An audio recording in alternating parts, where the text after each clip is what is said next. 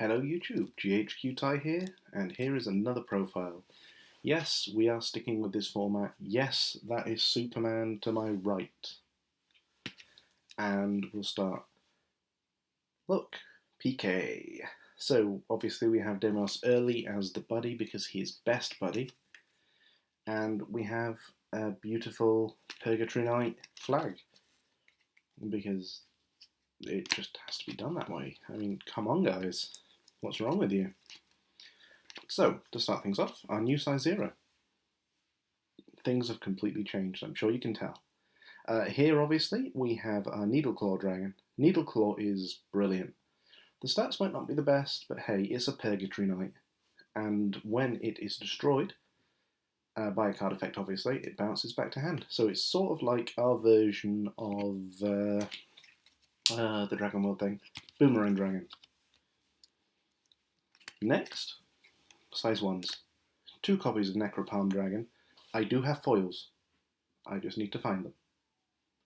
Necropalm is obviously our 4k attacker, 1 crit which sucks, but when it dies, Purgatory Command, so you search your grave for a size 1 or less PK, and you bring that out, because why not? Facilitates more attacks, more plays, more fun times. Next, in our size 1 lineup, a 2 critter, because these are useful. 2 Grudge Arrow Dragon. Grudge Arrow is when it's destroyed, search for a weapon, add it to your hand. If you've not got a weapon, then play it straight to the field. Only PK weapons, but that doesn't matter, you'll see why later. Good card though. 3 copies because they just seem the best to do in testing. 4 Deimos early. Obviously the buddy, obviously we play 4. With this card, its stats are pretty solid.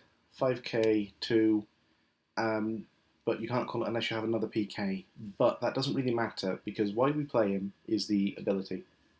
Once per turn, you can pay a gauge, and call him from your hand at counter timing. So it's something else for Deimos to kill, it's something else to attack with.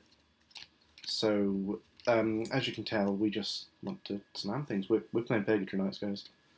4 Lord Deimos. Lord Deimos is 1 gauge and top deck Soul Guard, so he can pop himself to stand up once.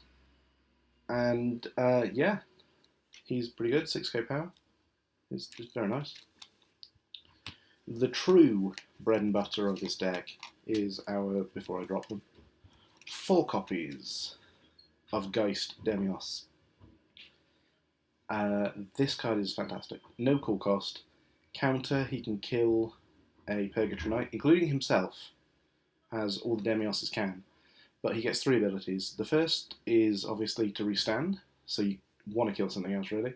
The second is that you can draw a card, so they counter him somehow, and you just draw yourself a card. And the third is you can kill to reduce the next damage you take by 3, which is relevant. Next, this is an old holdout, but it's essentially a size 1. It's your Death Sickle Cavalry.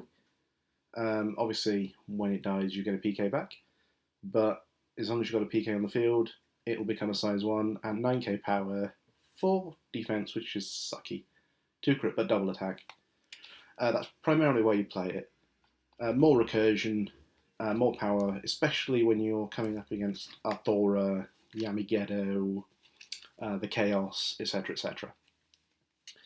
Here is precisely why it doesn't matter that Grudge Arrow is only a Purgatory weapon. This is a 4-2 weapon, Deimos Sword. It is a Purgatory Knight, guys, so it counts for pretty much everything.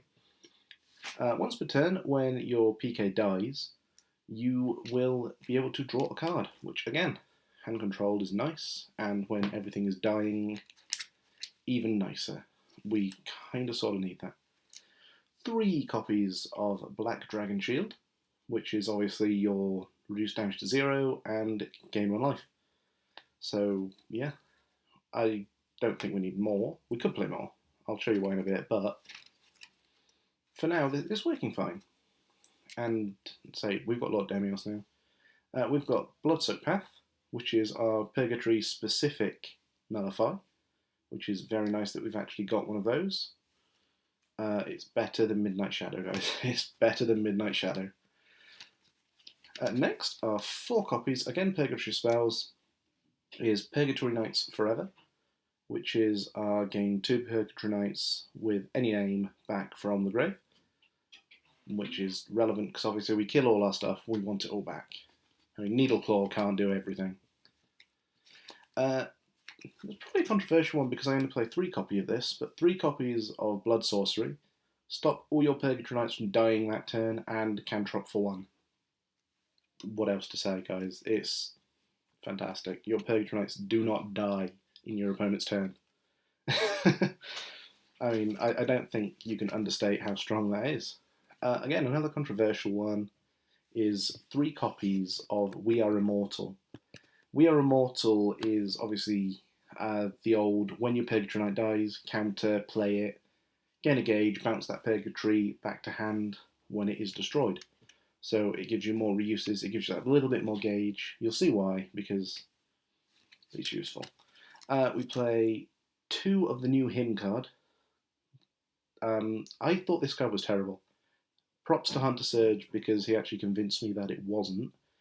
And obviously testing has definitely proven its use. It's your set. When your Purgatory Knight dies, then you mill. And it sustains you. It's a very good card. It sets up. Obviously, you're only set.